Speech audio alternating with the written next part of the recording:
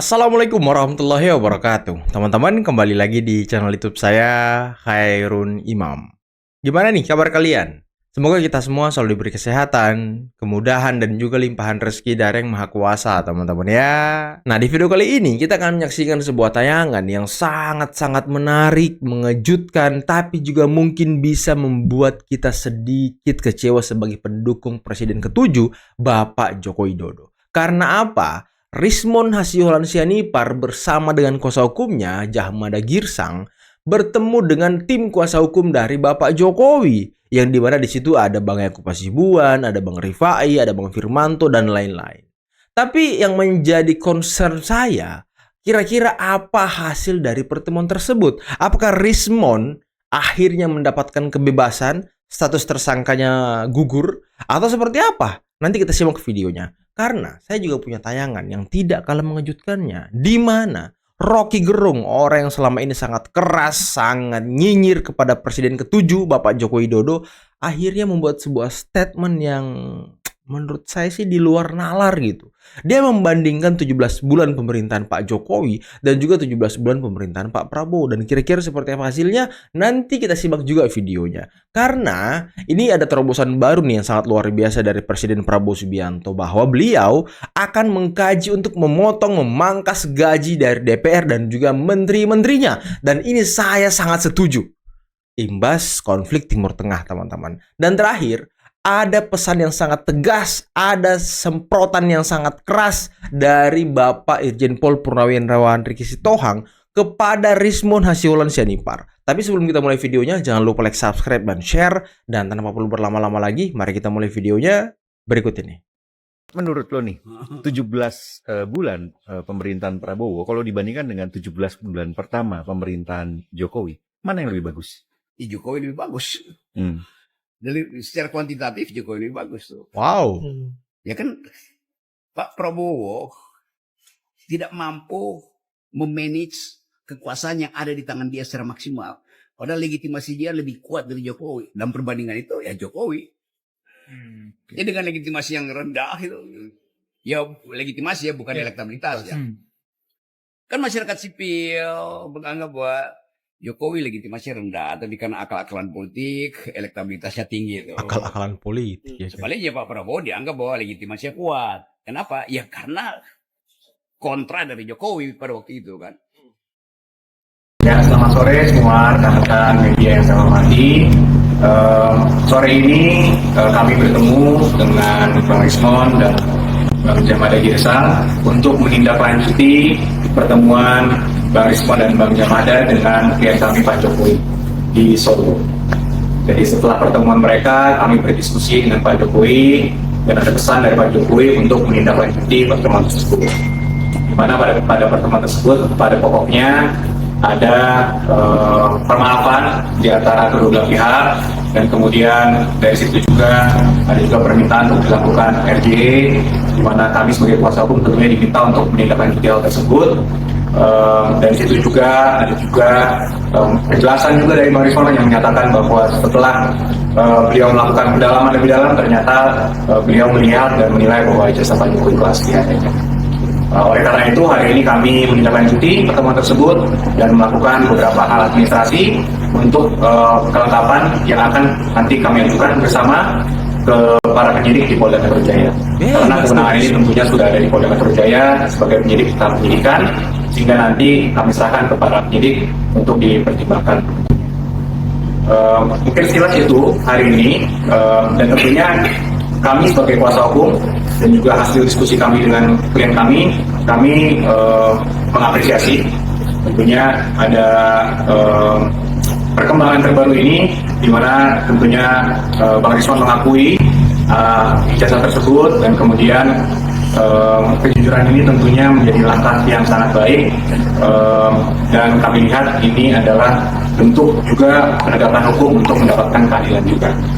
Jadi poin-poin hari ini juga tadi administrasi tersebut intinya ada beberapa hal dalam kesepakatan tersebut. Yang pertama juga ada permintaan maaf dari Bang Rismon, kemudian ada pengakuan bahwa jasa Pak Jokowi itu asli, dan kemudian ada juga pemulihan nama baik Pak Jokowi juga untuk kedepannya juga. Dan juga mungkin bukan hanya Pak Jokowi tapi kuasa Pak Jokowi juga.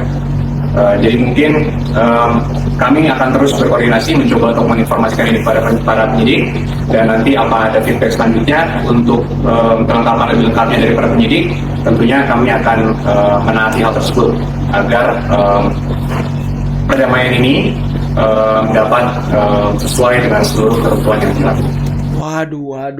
Waduh, bau-baunya sih bebas si Momon nih. Aduh, ini tinggal penyidik. Tolonglah penyidik Polda Metro Jaya, tolong yang menangani kasus ini.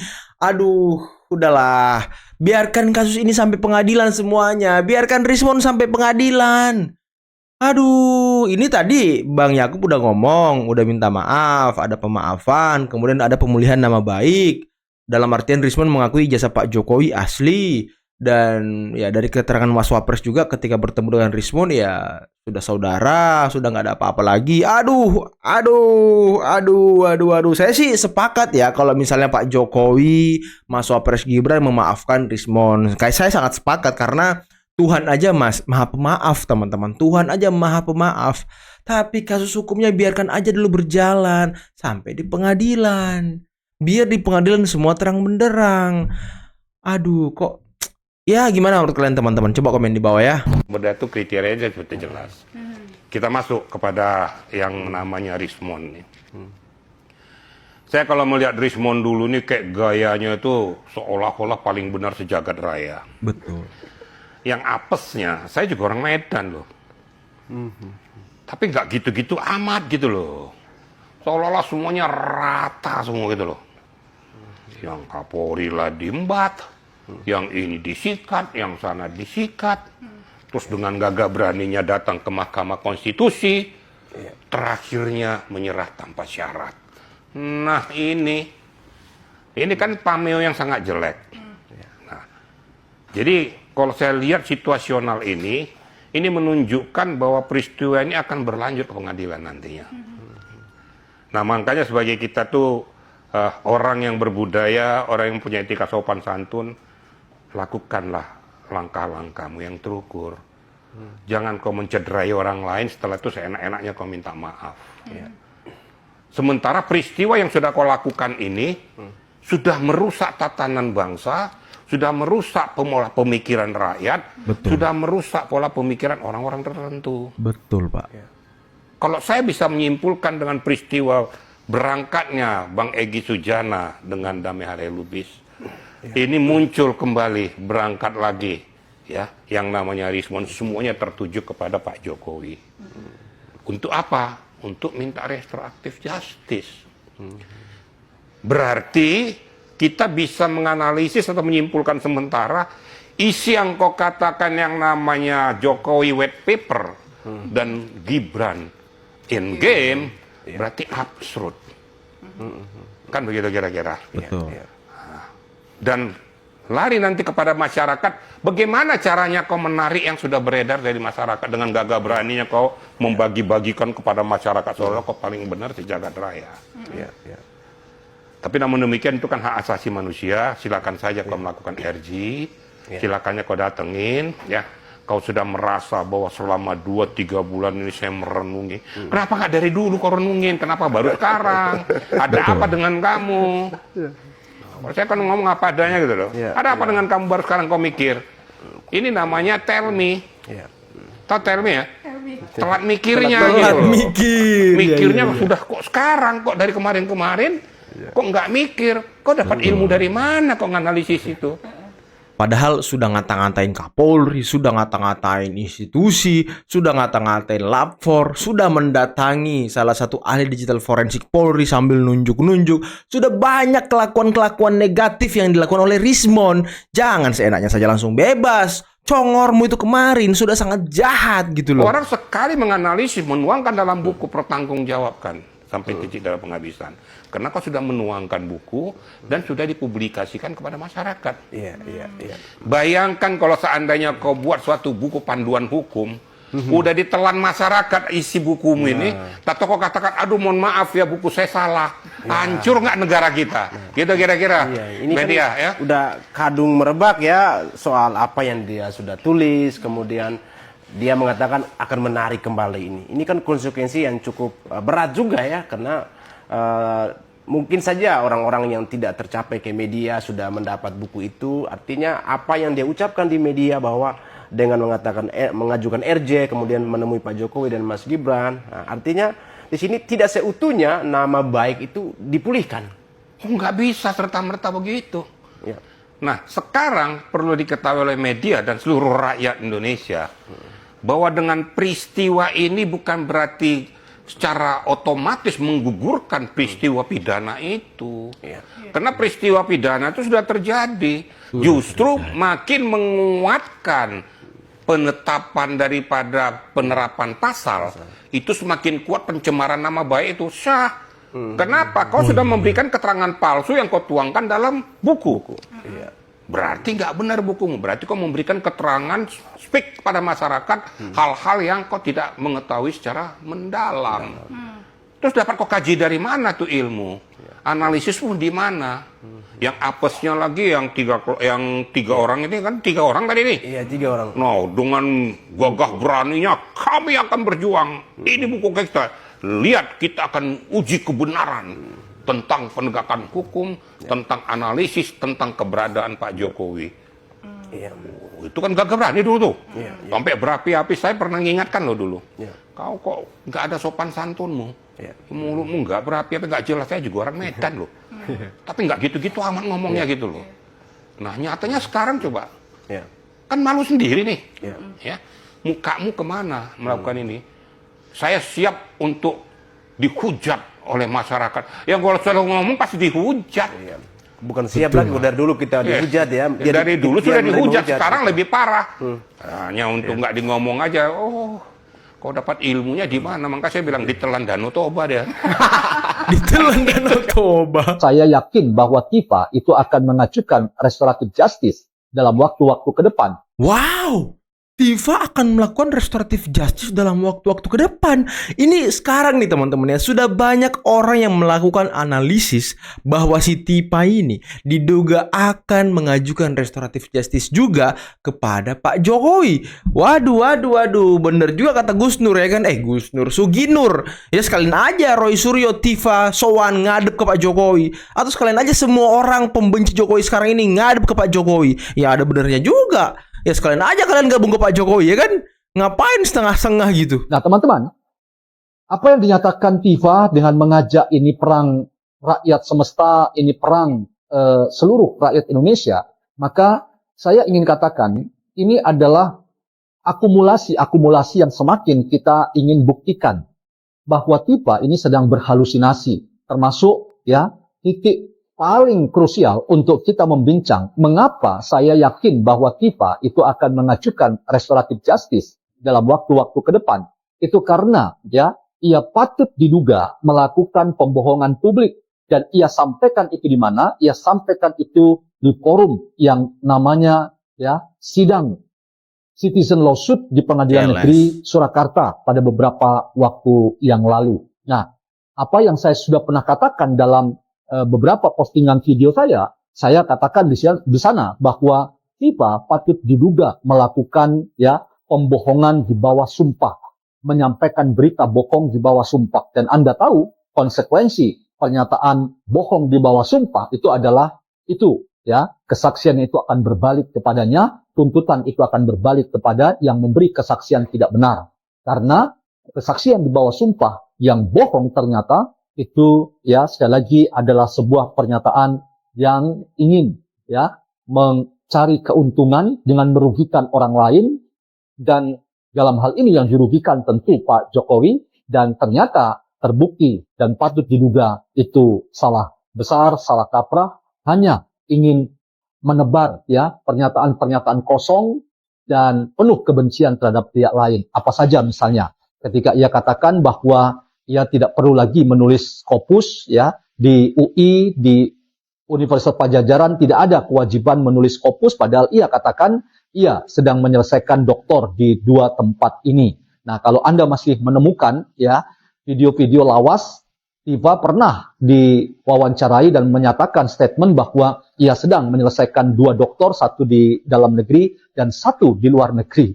Nah, Lalu temuan dari Mas Danang dari Jogja, ya, Kagama Jogja, ia katakan bahwa setelah ia telusuri, ya, di pangkalan data UI dan Unpad, ya, ternyata di UI Tifa sudah tidak tercatat lagi sebagai mahasiswa atau sudah, ya, tidak jelas statusnya, dan di Pajajaran ia, ya, terindikasi sedang cuti 1 tahun yang lalu. Nah, semuanya ini, ya, teman-teman, memberikan data-data kepada kita bahwa tudingan-tudingan yang dilayangkan oleh ya, Tifa secara khusus itu tidak benar, dan ini patut diduga sebagai pernyataan bohong dan dinyatakan di bawah sumpah. Nah, kalau semua kita kumpulkan, ya, pernyataan-pernyataan Tifa ini, nanti satu video lagi kita akan nonton, ini semakin membuat kita yakin, ya, bahwa Tifa, ya, adalah seorang yang sedang menunjukkan tingkat halusinasi yang luar biasa.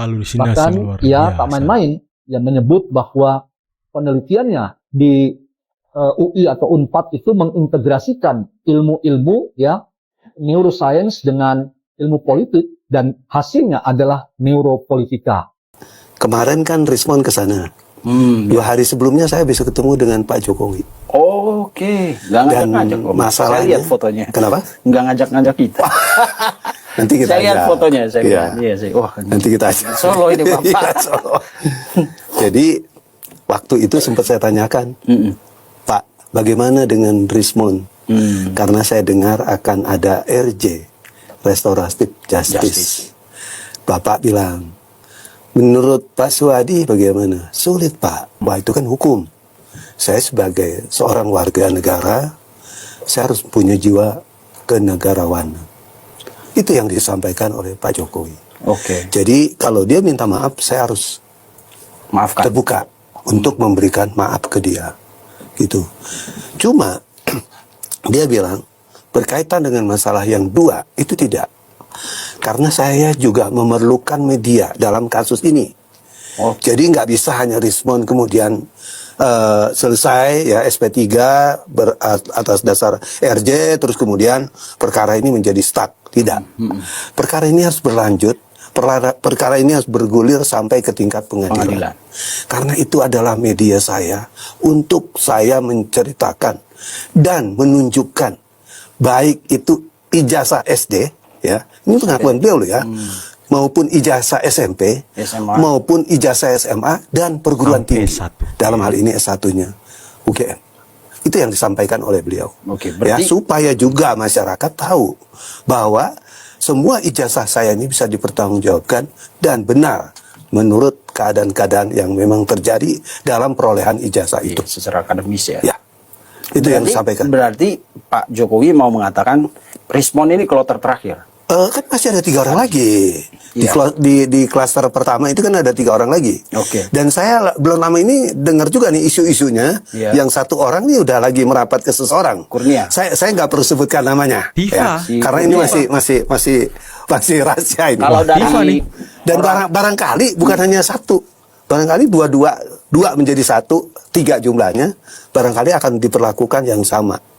Karena bagi saya, ya, dengan adanya Rismon sudah mengajukan RJ, terus kemudian juga Bang Egy sebagai orang yang kita tuakan dalam persoalan ini, dan seorang pengacara yang bisa dikatakan hebat sudah juga mengajukan RJ, ya, dan juga DHL, ya, itu juga sudah mengajukan RJ. Kalau logika berpikir saya dalam kaitan ini, mereka sebetulnya sudah tahu bahwa apa yang diperoleh oleh Pak Jokowi berkaitan dengan ijazah S1 dari Fakultas Kehutanan UGM itu benar adanya. Mereka bahkan mengurangi gaji untuk anggota kabinet, untuk anggota DPR.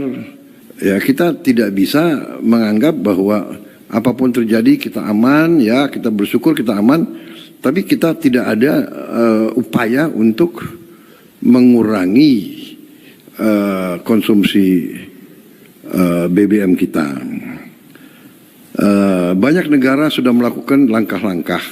Mungkin Seskap, ada Seskap?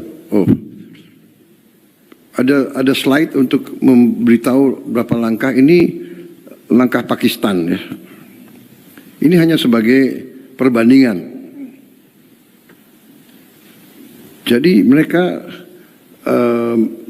menganggap ini sudah kritis, jadi dikatakan critical measures.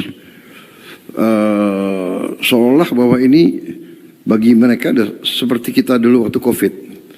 Mereka melaksanakan work from home, kerja dari rumah untuk semua kantor, pemerintah maupun swasta. 50% bekerja dari rumah. Kemudian hari kerja mereka potong hanya menjadi 4 hari. Mereka bahkan mengurangi gaji untuk anggota kabinet, untuk anggota DPR, dan semua penghematan gaji ini dikumpulkan untuk membantu kelompok yang paling rentan atau kelompok yang paling lemah. Oke teman-teman, itulah tadi beberapa video yang bisa kita simak, yang bisa kita saksikan pada kesempatan kali ini. Dan gimana menurut kalian tentang beberapa video yang kita saksikan tadi teman-teman? Aduh, utamanya mengenai Rismond. Dan sepertinya Rismond akan mendapatkan restoratif justice. Ini apa ya? Tadi Bang Yakub sudah spill tuh ininya Rismond. Gimana ya kan? Dia minta restoratif justice, ada pemaafan, ada pemulihan nama baik. Dan ini kan semuanya syarat-syarat restoratif justice. Dan kalau itu terpenuhi ya selesai.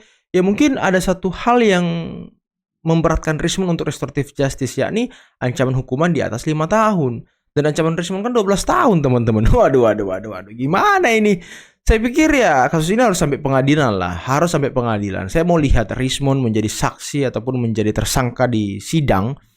Kemudian dia menjelaskan mengenai bukunya, Jokowi White Paper, tulisannya. Kemudian dia membantah sendiri tulisannya di situ dan memberikan keterangan bahwa selama ini memang Roy Suryo, Tifa itu salah melihat atau salah meneliti. Dalam artian mereka memang bukan peneliti teman-teman. Dan itu bisa memberatkan mereka. Ini yang kita mau lihat.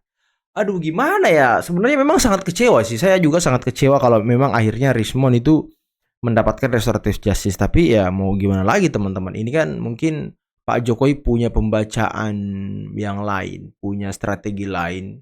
Jadi ya kita lihat aja lah ke depannya seperti apa. Yang terpenting kita semua harus tetap bersatu. Jangan pernah tercerai-berai seperti gerombolan pembenci Pak Jokowi. Jangan sampai kita mengikuti langkah-langkah mereka saling menyalahkan satu sama lain. Karena mungkin kita belum tahu bagaimana isi pikiran dari Pak Jokowi. Karena kan Pak Jokowi ini sang maestro politik teman-teman. Sang maestro. Jadi mungkin beliau ada hitung-hitungan sendiri. Yang mungkin saja lagi kita belum sampai di level itu. Jadi ya kita logo aja. Kita terima apa yang ada terjadi ke depannya. Dan kita lihat. Semoga kedua orang ini, Tifa dan Roy Suryo, tidak meminta RJ. Karena Pak Jokowi kabarnya membuka ruang seluas-luasnya. Tapi beliau juga ingin kasus ini harus sampai pengadilan agar ada ketetapan hukum yang mengikat untuk ijazah Pak Jokowi. Biar nantinya tidak dipersoalkan lagi gitu loh. Dan kabar-kabarnya tadi, Tifa sudah mau meminta RJ. Apakah benar seperti itu? Ya kita tunggu saja lagi seperti apa jalan ceritanya. Karena menurut Bang Rifai kemarin, bau-baunya setelah lebaran, kasus ini sudah P21 dan masuk persidangan. Oke teman-teman, mungkin cukup sekian dulu video kali ini. Jangan lupa like, subscribe, dan share videonya. Akhir kata, billahi taufiq wal hidayah. Assalamualaikum warahmatullahi wabarakatuh. Bye-bye.